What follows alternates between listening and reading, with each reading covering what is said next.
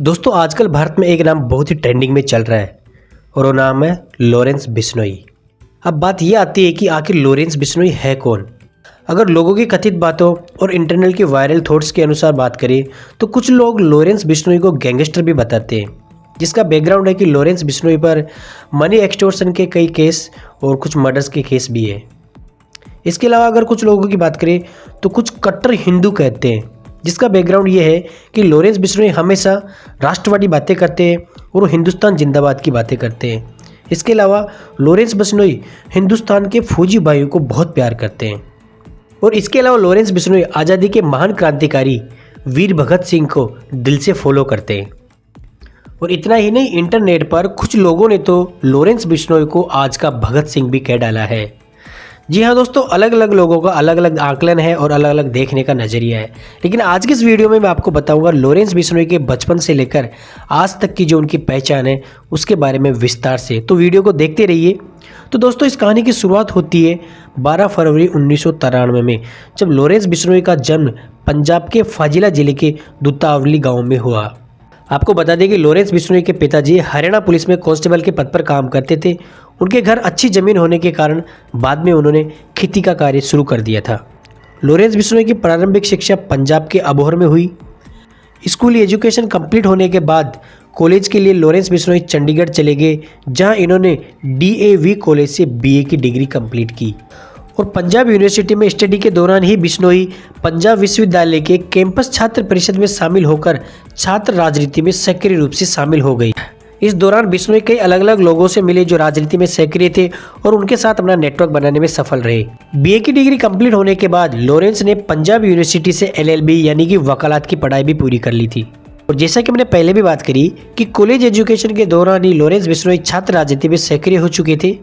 और हम सब जानते हैं कि राजनीति में उतार चढ़ाव, अच्छा बुरा, एक दूसरे के ऊपर आरोप प्रत्यारोप एक आम बात है।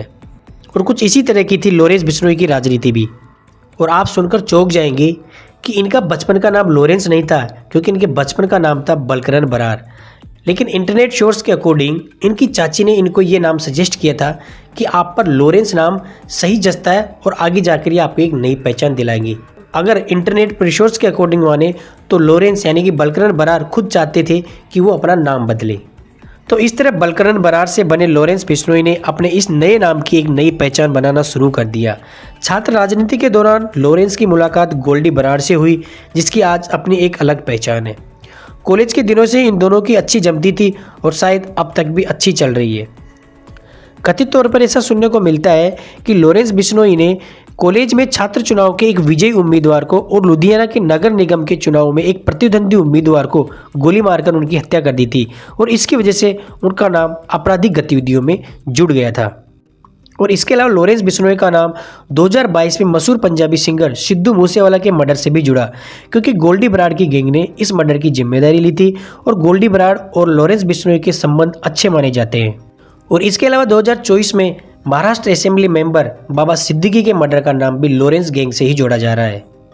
इसके अलावा साल 2018 में लॉरेंस बिश्नोई ने काले हिरण के शिकार के मामले में बॉलीवुड अभिनेता सलमान खान को मारने की धमकी भी दी थी। उनसे कहा था कि अगर सलमान खान माफ़ी नहीं मांगते हैं तो उनको इसकी कीमत उनकी जान से चुकानी पड़ सकती है। काले हिरण के शिकार की वजह से लॉरेंस बिश्नोई सलमान खान से इसलिए नाराज थे। आपको बता दूं कि प्राचीन काल से ही बिश्नोई समाज पर्यावरण प्रेमी माना जाता है और बिश्नोई समाज का पर्यावरण के प्रति इतना लगाव था और है कि ये लोग पेड़ पौधों के लिए अपनी जान तक देने को तैयार रहते हैं। और बिश्नोई समाज ने पर्यावरण प्रेमी यानी कि पेड़ पौधों के लिए अपनी जान भी दी है। बिश्नोई समाज के द्वारा पेड़ पौधों के लिए अपनी जान देने की एक छोटी सी स्टोरी मैं आपको सुनाता हूँ। स्टोरी सुनते वक्त थोड़ा मजबूत रहना, क्योंकि आपकी आंखें नम हो सकती है। तो दोस्तों ये बात थी सन 1730 की, जब जोधपुर के तत्कालीन राजा अभय सिंह ने अपने महल के कामकाज की जरूरत के लिए अपने सिपाहियों को खिजड़ी का वृक्ष काट कर लाने का आदेश दिया था। जब राजा के सिपाही खिजड़ी का वृक्ष काटने के लिए पहुंचे तो वहां पर बिश्नोई समाज की एक महिला अमृता देवी ने इसका विरोध किया, लेकिन सिपाही उनकी बात नहीं मान रहे थे। तो अमृता देवी ने खिजड़ी के पेड़ को काटने से बचाने के लिए पेड़ के तने से लिपट जाती है और पेड़ के साथ साथ अपनी गर्दन कटवा देती है। खिजड़ी के पेड़ के लिए अपनी मां की गर्दन कटते हुए देखकर उनकी 3 बेटियां आंसू, रत्नी और भागू ने भी खिजड़ी के पेड़ से लपटकर अपनी गर्दनें कटवा ली और इस तरह करके कुल 363 अन्य बिश्नोई समाज के लोगों ने पेड़ की रक्षा के लिए उस टाइम प्राण न्योछावर किया था। तो ये कहानी सुनकर आप अंदाजा लगा सकते हो कि बिश्नोई समाज का पर्यावरण के प्रति किस लेवल का प्यार था। और सेम इसी तरह बिश्नोई समाज की महिलाएं वन्य जीवों से भी बेहद प्रेम करती है। वो अपने बच्चों की तरह हिरण के बच्चों को भी स्तनपान करवाती देखी गई है। वन्य जीवों के प्रति प्यार और समर्पण ही सलमान खान और लॉरेंस बिश्नोई की दुश्मनी का एक सबूत है। माना जाता है कि वर्तमान में लॉरेंस का नेटवर्क इंडिया और इंडिया के बाहर कई देशों में फैला हुआ है, जिसमें 700 से ज़्यादा शार्प शूटर होने का दावा किया है। वर्तमान में लॉरेंस बिश्नोई साबरमती जेल में है।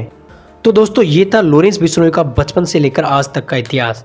तो आप लॉरेंस बिश्नोई को किस नज़र से देखते हैं? क्या आपकी नज़र से लॉरेंस बिश्नोई एक गैंगस्टर है या आपकी नज़र से लॉरेंस बिश्नोई एक देशभक्त है? कमेंट करके जरूर बताइए। और हाँ, आप चाहो तो इस वीडियो को शेयर भी कर सकते हो। जय श्री राम, जय हिंद, वंदे मातरम।